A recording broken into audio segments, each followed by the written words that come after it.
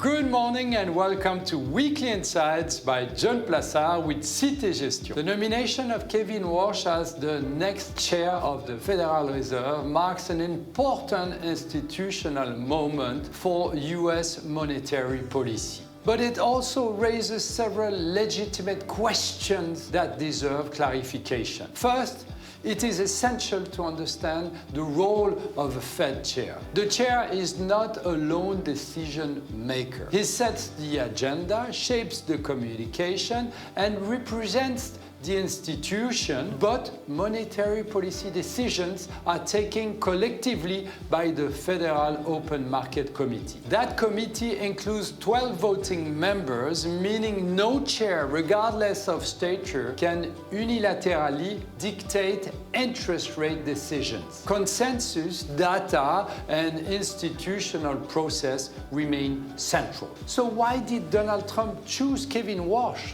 Warsh is a former Fed governor who served during the 2008 financial crisis under Ben Bernanke and is widely regarded as a monetary conservative. His profile signals orthodoxy, discipline, and credibility with markets, particularly on inflation and balance sheet policy. For Donald Trump, appointing Warsh offers a way to reinforce confidence in the Fed's independence while nominating someone who understands markets and is skeptical of excessive monetary intervention. A key concern among investors is whether Warsh would simply do what Trump wants, namely cut rates aggressively. The historical record suggests otherwise. Warsh has repeatedly criticized quantitative easing and warned against keeping rates too low for too long.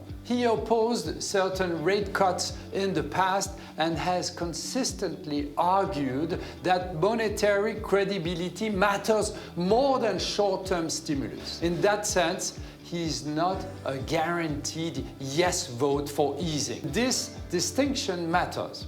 A Fed chair perceived as hawkish often has more credibility and therefore more flexibility if economic conditions genuinely deteriorate. Paradoxically, independence strengthens optionality. It is also important to note that Warsh's influence will operate within a system of checks and balance. Regional Fed presidents, board governors, and economic data ultimately drives decisions. The chair coordinates, guides, and communicates, but does not command. In short, Kevin Warsh's nomination should be seen less as a political takeover and more as a signal of institutional recalibration. Markets are reacting not to political control, but to the possibility of a Federal Reserve that is more disciplined, more cautious, and more focused on long-term stability